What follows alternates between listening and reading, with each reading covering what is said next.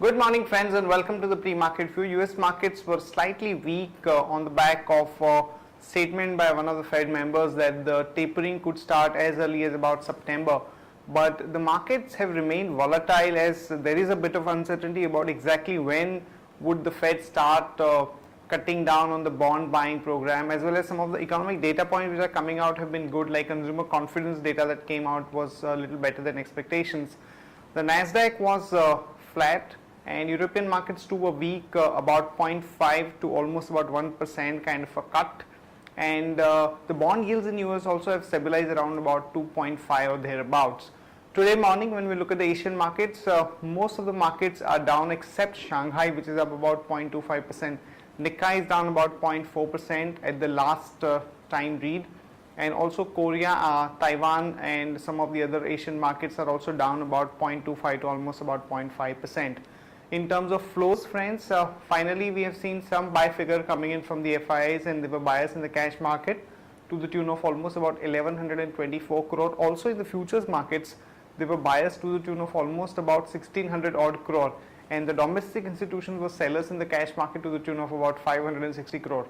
Back home, we saw very smart pullback in our market on Friday, led primarily by the short covering in many sectors, and also some of the sectors where the government has taken the initiative of taking important steps like oil and gas, some of the banking names like HDFC Limited, HDFC Bank, Reliance Industries of course, and some of the IT names also were up, though some of the negative developments like the immigration bill which has been cleared in US have not been that positive, but we saw very smart pullback in companies like TCS and HCL Tech. On that note, let me invite Shaivar to take us through important F&O cues, data and strategies that we can have in the F&O markets.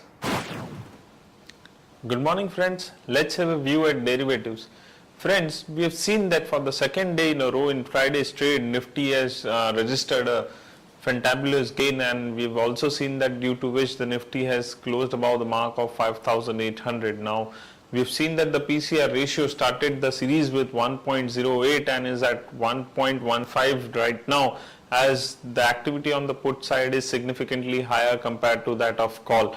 Now, on the very first day of the July series, that is on the Friday's trade, we have seen huge amount of short positions been building up in the market in spite of a rise of more than 2%.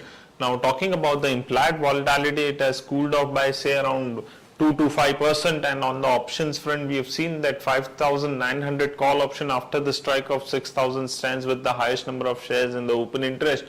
Whereas if we have a look on the put side, the activity is widespread, but yes, 5,700 put option after the strike of 5,600 stands with the highest number of shares in the open interest. So probably as we are closer towards the strike, this would be an important level to watch on. Our VWAP is also 5,700 as we are trading above this. Our bias for the market is positive. Our lower range would be 5,700, and on higher side 5,900 would be our target. We might see the momentum in the market prevailing up to say 5870, 5900 levels. From intraday perspective, Opto circuit is looking positive, so one can go long with stop loss of 20 rupees 10 paisa. Thank you. Here are the important news and events that we are tracking today. First of all, TVS Motors Indonesian subsidiary, PT TVS Motor Company, has sold one of its properties for about $23.4 million, and which has resulted into a profit of almost about 100 crore. Also, public sector bank UCO Bank would be approaching the government for fresh infusion of capital to comply with the Basel III norms. ONGC has indicated that it would enter into a talk with Reliance Industries for the sharing of infrastructure at the KG-D6 basin, which would effectively result into a saving of about $4 to $5 billion of rupees of capex for ONGC, which is definitely a big positive for both ONGC and Reliance Industries. Some positive news for GMR, as it is one of the shortlisted companies for building a 200 megawatt gas-filled power project in Malta in the African continent. And Alstom Bharat Forge Power Limited, which is a subsidiary between Alstom and Bharat Forge, is looking at starting the production of power equipment at its plant in Sanand in February 2015. Some positive news for the technology companies, as UK-based Network Rail has roped in 5 vendors including TCS, Cognizant and Accenture, where they are looking at building the IT infrastructure for the rail network, and this could result into an order of about £350 for the companies.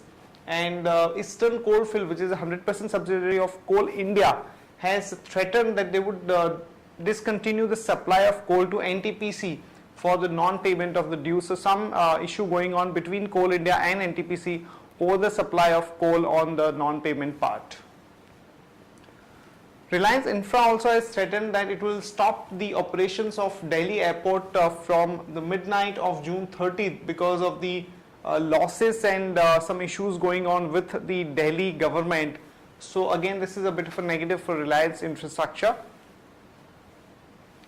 Coming to the stock specific news, price of petrol has been hiked by about 1.82, and this is for the second time in a month that the prices have been revised upwards, which is viewed positively for companies like BPCL and HPCL, which have remained weak because of the way the crude and the rupee has moved. So one can go long on BPCL with a stop loss of 361 and a target of about 375 to 380, and in case of HPCL one can go long with a stop loss of 249.90 and a target of about 260 to about 265.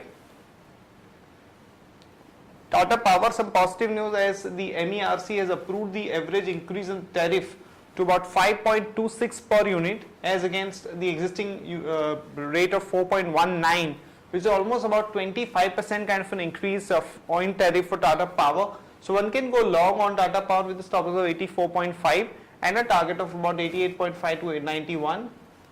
And Jet Airways, some negative news as the aviation fuel price has been increased by about 5.8%, mainly because of the rupee movement and the crude price movement. So one can short Jet Airways with a stop loss of 457.5 and a target of about 439 to about 430. That's it from all of us, friends. Have a great trading session. See you tomorrow at the same time.